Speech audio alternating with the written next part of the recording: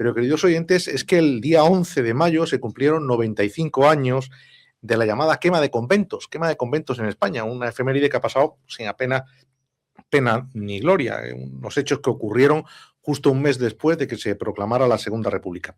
Y para tratar este tema, pues nos acompaña esta tarde en Caminando por la Vida, pues el sacerdote, investigador y postulador de la causa de los mártires de la diócesis de Toledo, don Jorge López Tulón. Bienvenido a Caminando por la Vida. Buenas tardes. ¿Se oye bien? Sí, se oye muy bien. Sí. Don Jorge Perdonad, es que un autor... he tenido un poco de dificultad para llegar, que estaba en una reunión y no he podido escaparme antes. Perdonad. No lo hemos imaginado. Le decía a los oyentes, Jorge, que eres un autor prolífico y hoy que has escrito muchos libros, pero hoy en concreto queremos hablar de un libro tuyo titulado Inspirados por Satanás, que es un libro en el que abordas la profanación y destrucción de patrimonio artístico religioso durante la persecución religiosa de los años 30 en España, ¿no? ¿Qué fue esa llamada quema de conventos que se inició en Madrid, pero que luego se extendió a otras localidades de España? Bueno, lo que se percibe sobre todo, pues es una continuación de hechos y es muy importante entender cómo a partir del año, podíamos retrocedernos mucho tiempo, ¿no? Pero por centrarnos solamente en España y lo que había pasado antes, en el año 1909, por ejemplo, porque lo vinculamos todo con el tema del arte, hay una quema de conventos que había sucedido en el siglo XIX, solo en Madrid y solo en una jornada, con asesinatos de frailes. Luego, en el año 1909, durante lo que se llama la Semana Trágica, son famosas las imágenes de monjas en la puerta de las Salesas en Barcelona. Y después una serie de circunstancias que se dan, por ejemplo, el asesinato del arzobispo de Zaragoza.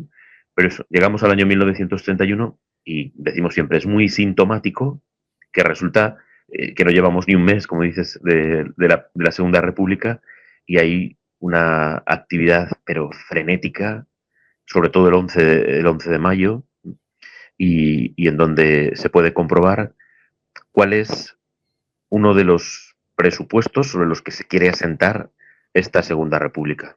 Después hay un montón de hechos más, ¿no? La supresión de la Compañía de Jesús, el querer secularizar los cementerios arrancando las cruces, propiedades de las familias, o sea, que querer imponer. Pero este episodio es... Hay incluso un episodio anterior que es en diciembre de 1930.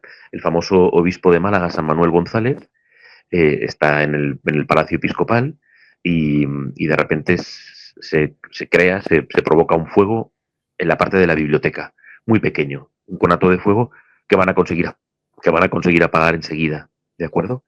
Y mientras lo están apagando y ya ven que no va a llegar a nada ese fuego, pues han impreso en los periódicos y las escenas esas famosas de los niños que antes vendían los periódicos a gritos por la calle, ¿no? Y hay un niño en la esquina del palacio gritando, se ha quemado el palacio, no, noticia, última noticia, última hora, se ha quemado el palacio. O sea que era una cosa que estaba organizada, la tenían ya publicada en diciembre del 30. Así que cuando luego ya pueden en el 31, es devastador, ¿no? Este afán destructor de todo lo religioso, de obras de arte, nos podemos remontar incluso a la Revolución Francesa, Claro, ¿no? claro. Pues. ¿Dónde está el origen de todo esto o es anterior? Pues incluso se lleva al siglo de las luces para hacernos entender que no se quiere contar con la Iglesia y que se quiere hacer desaparecer todo lo que sea esa presencia, porque, como digo, luego es algo sintomático, ¿no? En el año 37, en Valencia, lo contamos muchas veces, va a aparecer publicado, aquí ya hemos terminado con la Iglesia, ya no hay sacerdotes, los templos son nuestros o están destrozados, ya no hay culto católico, ¿no? Era un poco lo que querían, ¿no? Y aunque es llamativo, porque también siempre utilizamos este argumento, puedes tener algo contra una persona, pero cuando empiezas a arrancar los ojos de una imagen, el famoso fusilamiento del corazón de Jesús en el Cerro de los Ángeles, ¿no? Fusilar a Dios, ya se había hecho en la Revolución Rusa, por eso digo que claro que hay un montón de hitos anteriores que lo que demuestran es que se quería acabar con la Iglesia, que uno de los presupuestos es que desaparezca la Iglesia Católica y que desaparezca, claro, pues, por ejemplo, tuve ocasión de ir a Albania y nos retrotraemos al año 1989, si no me equivoco, que es cuando muere Enver Hoxha, que es el dictador de Albania, y el presupuesto que tiene en ese único país ateo del mundo, un país comunista, que se declara el único país ateo del mundo, fue suprimir los campanarios para colocar minaretes. Entonces, una de las cosas que hacen es construir 500 minaretes para que el panorama, para que la visión del paisaje sea distinto. Yeah. Decía Azaña que en 1931 era miembro del gobierno de España, que todos los conventos de Madrid no valen la vida de un republicano. Es una frase que se ha hecho famosa, en la que se quiere hacer entender porque luego hablamos muchas veces, o hablan muchas veces, ¿no?, de miembros eh, descontrolados, ¿no? Incluso hay algún libro que Barraicóa titula así, ¿no? Descontrolados, y pone el des entre comillas, entre paréntesis, perdón, porque estaban más que controlados, ¿no? Entonces, claro, si la primera autoridad de la nación dice eso, pues ya se sabe qué es lo que se pretende, ¿no? En este mismo momento hay otro ejemplo muy sintomático y general, ¿no? En el año 1931 en Andalucía se van a quemar muchas imágenes, ¿no? Porque igual, pues algo que nos muestra que se va contra la fe. Pues lo primero, quemar las imágenes de los patronos de los pueblos, de las grandes cofradías, sean imágenes de Jesucristo, de la Virgen, de los santos, ¿no? Lo primero era ir a por eso, ¿no? Y muchas veces, otra cosa que se dice, venía gente de fuera a hacerlo, porque gente de dentro se lo decía, ¿no? ¿Quién va a saber? Yo qué voy a saber, no me puedo saber todos los patronos de todos los pueblos, ¿no? Cuando vas a esa ermita, cuando vas a esa iglesia, e incluso solo quemas esa imagen, llamando a la gente en el pueblo. Entonces, en el año 1931 se queman imágenes famosísimas de los pasos de Semana Santa. Se van a volver a hacer cuando ya se calman un poco las cosas, año 32, 33, y las volvieron a quemar en el 36. O sea que había algo programático y, por supuesto, pues para ellos la vida de todo lo demás y referido a la fe, una monja, un obispo, un sacerdote, ¿no? Todos los que ya han desfilado como un verdadero cortejo de santidad que la Iglesia nos está mostrando desde el año 1987 con la beatificación de las monjas de Guadalajara, pues todo eso nos muestra que de verdad para ellos no era importante. Sin embargo, para nosotros sí, son nuestros santos y nuestros mártires. Hay testimonio gráfico de imágenes muy, muy macabras, ¿no? Como la de desenterrar muertos, fotografiarse con momias de monjas o de santos. ¿A qué puede responder este tipo de actividades? Supongo que los trabajos que hemos hecho está este libro de Inspirados por Satanás, y ahí incluso hemos dedicado un capítulo a algo que no se había escrito como de manera sistemática, que es, por ejemplo, el asesinato de los santos, lo llamamos así, ¿no? El martirio de los santos, ¿de acuerdo? Cuerpos, por ejemplo, ahora hemos celebrado el 17 de mayo San Pascual Bailón, ¿no? Pues del solo quedaron las cenizas. Y tenemos imágenes y había fotografía, ¿vale? A veces hay litografías, pero en este caso hay fotografías en donde se ve perfectamente en la fotografía el cuerpo incorrupto. En el altar mayor estamos en Villarreal, en Castellón, que es donde está el santuario real de San Pascual Bailón, ¿no? Ahora hay una imagen bañada en plata, yo creo que es yacente, con las cenizas en el año 1931, por ejemplo, en las calles de Madrid, donde está la iglesia de los jesuitas, en la calle de la Flor, se quema el cuerpo de San Francisco de Borja. Es un poco lo mismo, ¿no? O sea, es un borrado, ¿no? Como decimos ahora con los ordenadores, un reiniciado, ¿no? Aquí no ha habido nada, ¿no? Y todo lo que es de cara a la fe de la gente, los testimonios, ¿no? Los cuerpos, porque a veces, no, porque era para robar, por sí, pero a una monja de clausura, ¿con qué alhajas y con qué bolsa de dinero la vas a enterrar, ¿no? Entonces, eso son argumentos como muy, muy flojos, ¿no? Y lo que se comprueba es, pues, como esa necesidad de arrancar lo sagrado, quemarlo, ridiculizarlo, ¿no? Tenemos una fotografía, como dices, espantosa entre las muchas que hay, en el claustro del convento de las Concepcionistas, en Toledo, al lado del Alcázar, con el cadáver, concretamente unos milicianos, tres, cuatro, estoy viendo ahora, tres, cuatro milicianos, el cadáver de la monja, pues una momia, un cuerpo momificado, ¿no? Y le han puesto un cigarrillo en sus partes. Eso, aparte de la locura que supone, ¿no?, hacer esas cosas, ¿no? No tiene ningún sentido, ¿no? Es por un sentido profano, ¿no? Por hacer desaparecer lo sagrado, ¿no? Y por burlarse, claro, hacer una burla, ¿no? Fotografías en, en una localidad de Madrid, en un pueblecito de las afueras de Madrid, están sentados debajo de una parra y con el cáliz, con un cáliz, pues bebiendo vino y mofándose, ¿no? La profanación de los sagrarios, claro. Luego muchas veces claro, todo eso tiene un desarrollo muy, muy amplio. Cuando quemas una iglesia, pues dentro del sagrario está el Señor, pues incluso quemando a nuestro Señor Jesucristo, ¿no? El asesinato de personas, ¿no? Y todo este martirio de las cosas, ¿no? Que fue una expresión del primer sacerdote que luego llega a ser obispo, Monseñor Montero, que hace el primer libro general de toda la persecución religiosa, ¿no? Y hay un apartado entonces pequeño, pero que después pues, se ha visto que era absolutamente intencionado, ¿no? Querer hacer desaparecer todas las cosas. Algunas se recuperan. En el libro contamos cómo aparece debajo de la escalera de la Embajada de París la imagen de la Virgen de Covadonga, el original. En Bruselas, el Cristo de Medinaceli, ¿no? O sea, porque eran piezas y incluso se quisieron vender, ¿no? Todo ese expolio que hay, ¿no? En la Catedral de Toledo. Ahora se ha inaugurado, con los 800 años de la catedral, se ha inaugurado una exposición en donde la sacristía, por ejemplo, se ha colocado en el centro la custodia de la Catedral de Toledo, estaba desarmada para llevársela y para venderla, ¿no? Entonces, es toda una desacralización. No, por eso que no solo es una burla, sino que hay algo muy profundo, ¿no? Pero había alguno muy listo, ¿no? Que quería hacer dinero de todo eso, ¿no? Yo creo que muchos, ¿eh? Que Porque intentaba vender piezas, que sí, intentaba, sí, ¿no? sí.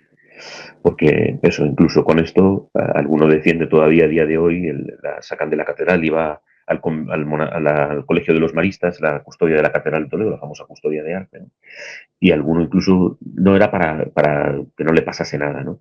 Bueno, pues en ese mismo episodio es el 4 de septiembre de 1936. Y en ese episodio que nosotros llamamos del expolio, ya sabes que en la sacristía, ¿no? Quien no haya ido a Toledo tiene que ir a Toledo, y quien no conozca la catedral de Toledo, este es un buen año para ir. Pues en la sacristía está el famoso expolio del Greco, ¿vale? Y nosotros utilizamos esa expresión, ¿no? Un expolio, lo que se hizo fue un expolio, ¿no? Y, por ejemplo, hay un episodio de lo que se llaman las Biblias de San Luis, ¿no? Son 3 tomos magníficos, son con miniaturas pintadas. Es un regalo de primera comunión de la reina Blanca de Castilla a su hijo Luis, el famoso San Luis, rey de Francia. Pues se la van a llevar, la van a robar, hablemos en español, la van a robar y se la llevan para vender a un comerciante, a un marchante en Bruselas, y de esas cosas casi milagrosas, ¿no? Cuando entran con los libros, pues el hombre que era especialista en muchas cosas, pues enseguida reconoce que es el original de estos 3 tomos de la Biblia de San Luis.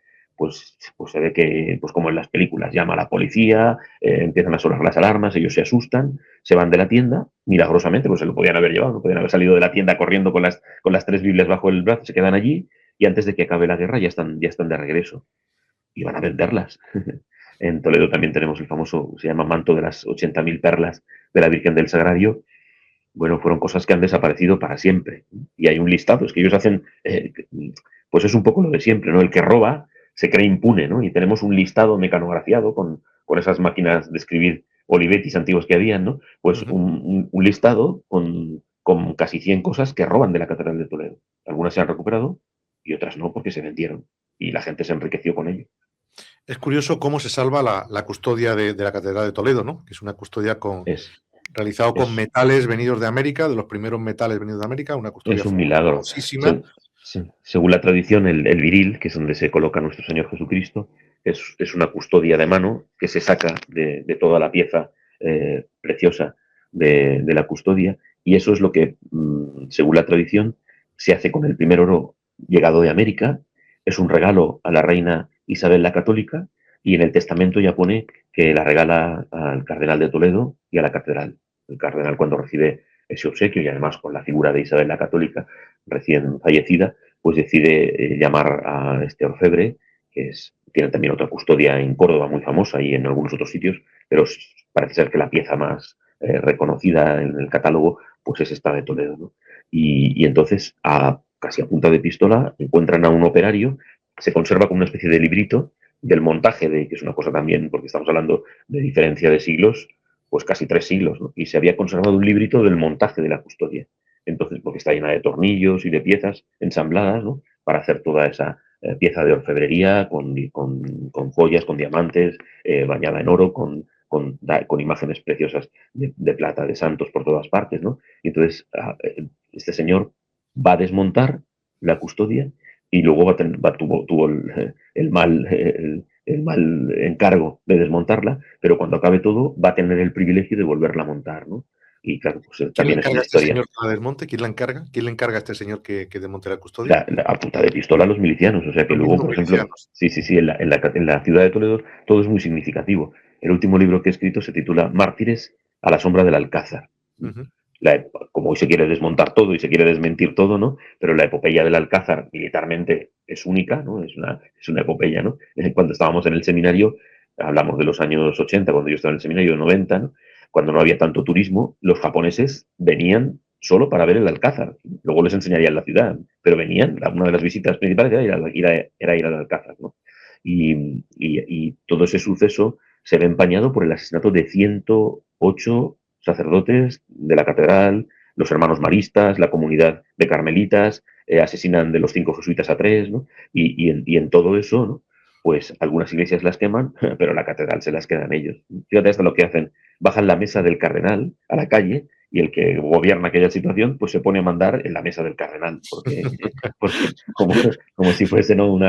De hecho, hay una fotografía con las ropas del cardenal, uno disfrazado, en un coche, dando la bendición a los otros de mofa, ¿no? De hecho, gracias a bajar esa mesa, en el cajón se quedó en el viril, en la pieza central, como digo, donde se pone al Señor, las joyas, las perlas, las arrancaron con un cuchillo, pero en el cajón, porque claro, luego cuando entran los nacionales salen todos por patas, y en el cajón se dejan el viril, y por Ajá. eso lo seguimos conservando, ¿no? Luego mucha gente pues recogió dinero y dieron dinero para volver a hacer esa restauración. 1909, con la llamada Semana Trágica, 1930, con el intento de quemar el Palacio del Obispo de Málaga, 1931, la quema de conventos, 1934, la Revolución de Asturias, también especialmente rigurosa en la persecución de todo lo sagrado en esas tierras, pero llega el 18 de julio de 1936 y esto se desboca, ¿no? Es casi como un pistoletazo, porque luego está ya algo trabajado, pero de enero a julio de 1936 pues suceden también muchos episodios y hay asesinatos ya, ¿vale? Comienzan en el año 1934, pero sí, o sea que es que a los 2 días asesinan al primer mártir, que es un salesiano en Sevilla, y un párroco que ha sido hace poco beatificado, que parece que es el primero, ¿no? Hay un poco de dificultad para demostrarlo, pero parece ser que fue el primer sacerdote el 20 de julio. Y luego nosotros, pues tenemos, ¿no? Porque utilizamos esta expresión que a veces es llamativa, ¿no? La persecución religiosa en menos tiempo más salvaje de toda la historia de la Iglesia. Porque sobre todo la persecución es julio de 1936, diciembre de 1936. Los 10.000 mártires que nosotros consideramos muertos por odio a la fe, que yo muchas veces digo que creo que son más de 10.000, pero ha sido siempre un poco la cifra a la que se ha ajustado la Iglesia, digo sobre todo por los seglares, ¿no? Creemos que hay en torno a 3.000 seglares y luego en el trabajo de campo pues se ha perdido mucha información, ¿de acuerdo? Entonces, pero bueno, esos 10.000 mártires, el 95% de esos 10.000 mártires son en ese semestre, ¿no? Y eso digo, como por utilizar una expresión gráfica, ¿no? Como si fuese un pistoletazo de salida y la persecución fue absolutamente salvaje. De hecho, es muy importante que a veces se utiliza para meterse contra los obispos, ¿no? Y apoyar, como dicen ellos, el golpe de Estado, ¿no? El alzamiento, pues la famosa carta colectiva que escriben los obispos españoles, casi todos, menos un par que no pueden firmar y alguno que no quiere, y en esa carta se denuncia ya lo que está sucediendo. No terminaba de venir el permiso de Roma para poder publicarla, ¿no? Y al final Goma, que era un hombre de Estado también, pues tuvo la agilidad mental de mandársela a todos los obispos del mundo. ¿De acuerdo? Entonces corrió en nada, en muy pocos meses, todo lo que había sucedido en España y ahí, por ejemplo, como en el 37, el famoso Paul Claudel ya hace esa oda a los mártires españoles donde habla de cómo ninguno renegó de la fe, ¿no? Ni una sola apostasía es una expresión que utiliza. Estamos ante la mayor destrucción de patrimonio artístico de toda la historia. Jorge, la destrucción de una riqueza generada durante siglos en España. Sí, como en todo, hay episodios pues, de gente de izquierdas que ayudó a la gente de iglesia a defender el patrimonio, pero son famosas ya a estas alturas del siglo XXI, las famosas edades del hombre que empiezan en el año 1988, son unas exposiciones de arte que hay en las diócesis de Castilla y León, a veces han tenido alguna otra sede, pero sobre todo en Castilla y León. Yo siempre he dicho, eso en Castilla-La Mancha no lo podríamos hacer. Tú entras en una iglesia y ves un retablo casi minúsculo, y detrás de la pared, ¿no? Como se pintó, no se ve la sombra, ¿no? Entonces, este retablo aquí no encaja, ¿no? Porque en muchos lugares, bueno, por ejemplo, en la parroquia de Sonseca. En la parroquia de Sonseca quieren atar sogas al retablo, meter un tractor y arrancarlo de cuajo, ¿no? Y luego hay, estas cosas son entre curiosas y ridículas, ¿no? Alguien se acerca de la parroquia y la gente que está entre medias, ¿no? Y se acerca y dice, si hacéis esto, se va a hundir la iglesia o se va a hundir el techo y todo y vamos a quedar aquí todos muertos, ¿no? Ah, bueno, pues entonces no. Cogieron hachas y todo lo que salía del retablo, un retablo de 7 metros, con las brazos, piernas, hasta hace muy poco, los párrocos con mucho celo, porque es una pieza fantástica, ¿no? Es que se perdieron cosas irrecuperables, o bien, o porque se vendieron, ¿no? Que a veces llama la atención, pero en estos días también salía que habían encontrado una pieza de no sé qué parroquia en el rastrillo, en el rastrillo de Madrid, ¿no? O sea que a veces esas piezas han estado ocultas y de repente se intentan vender, ¿no? Pero mucho quemado, ¿no? Porque ya digo que algo a lo que obligaban a nuestros mártires, por ejemplo, al sacristán, al párroco, a la presidenta de las Marías de los Sagrarios, ¿no? Era amontonar, a hacer pilas con los bancos, con imagen y quemarlo todo, ¿no? Hay una fotografía en el libro de la diócesis de Vic, que es toda la plaza, debe ser la plaza central de Vic y todo, lleno de cuadros de casas, de imágenes de la iglesia, ¿no? Entonces, verdaderamente, eso no, a veces utiliza también ahora ya se puede hablar con otro tono, ¿no? Pero en el gobierno de Zapatero, pues cuando empieza la ley de memoria histórica, cuando se empieza a pedir todas esas cantidades ingentes de dinero, a reconocer a los que se fueron, yo lo di en algún país, en algún artículo lo publiqué y no salí muy bien parado, si hiciésemos cuenta de todo el dinero, que hay cosas que no se pueden ni cifrar, ¿no? El Estado declararía la quiebra, ¿no? Para devolvernos el dinero de todo lo que se quemó, ¿no? Igual que el argumento era igual que estaban devolviendo el dinero a las casas de los pueblos que habían quemado, ¿no? Pues el mismo derecho teníamos nosotros, ¿no? Son cosas inevaluables, ¿no? Y sí, y son cosas que se han perdido para siempre. Un empeño, ¿no? Hemos publicado también en la diócesis en 4 tomos la persecución. En Toledo matan a 290 sacerdotes y para no hacer árido el relato, pues muchas veces, no con malicia, pero sí porque lo vean, ¿no? Les pongo las fotografías de los retablos, de las iglesias que tenían, ¿no? Para que la gente en los pueblos sepa lo que desapareció, Lo ¿no? que Y a desapareció. veces, y a veces son joyas, pero que dices, en pueblos pequeños, ¿no? Y dices, pero ¿cómo podían tener estos retablos, ¿no? Cosas, piezas en pueblos pequeños, a lo mejor había un greco, ¿no? Cosas que ya digo, que o robaban y han desaparecido y nunca más han vuelto a aparecer, o todo lo que quemaron. Pero también hay muchas historias de heroísmo, ¿no? Porque hay muchas imágenes con muchos devotos que la gente arriesgaba su vida para esconderlas, por ejemplo. Pues mira, todavía hay una historia en la Archidiócesis de Valencia de una imagen que no ha aparecido, está escondida, ¿no? Como aparece luego muchas veces en las apariciones cuando entran los musulmanes en el 711 y salen con todo el patrimonio que pueden para el norte, muchos lo esconden por el camino y luego hay apariciones muy bonitas de pastores normalmente, ¿no? En donde la Virgen dice, aquí está mi imagen, rescátala o sácala, ¿no? Pues también de la misma manera muchas cosas se intentaron esconder, ¿no? Y entonces, por ejemplo, aquí se mata al párroco de este pueblo porque diga dónde está la imagen, porque ya digo, eso era como un momento casi para empezar todo, ¿no? Reunir a toda la gente del pueblo. Esto es lo que pasa a partir de ahora, ¿no? Como decías, con Azaña o con lo del periódico de Valencia, y esto va a ser así a partir de ahora, ¿no? Entonces, todo ese destrozo y luego, como dices, pues con muchos héroes. En la misma, en Valencia, la imagen, la Cheperudeta, Nuestra Señora de los Desamparados, ¿no? Y por parte de seglares, ¿no? La paloma, el cuadro de la Virgen de la Paloma, publicamos fotos de cómo se encuentra entre un somier y un colchón dentro de una casa, ¿no? Detrás de un armario, escondidas, ¿no? Con los cuerpos de los santos también pasó, a San Antonio y María Claret, por ejemplo, en Vic, le habían hecho una especie de cajonera, como si fuese un reloj, para meterlo dentro, ¿no? Pero ves, qué curioso. Yo estoy en Talavera de la Reina, en la Compañía de María, pues la fundadora es Santa Juana del Estonac y en la Revolución Francesa pasó eso. Ujú.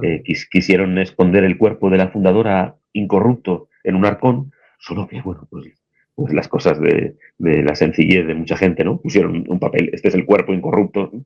Pues entonces el ayuntamiento de Burdeos determina enterrar el cuerpo con un caballo muerto para que se pudriera, o sea, meter el cuerpo incorrupto dentro de un caballo muerto para que Para se que pudriera, ¿no? que se Solo pudiera. que el que lo tiene que hacer pues se arrepiente, ¿no? Y entierra el caballo y metros más allá el cuerpo, y luego se pudieron recoger los huesos, claro.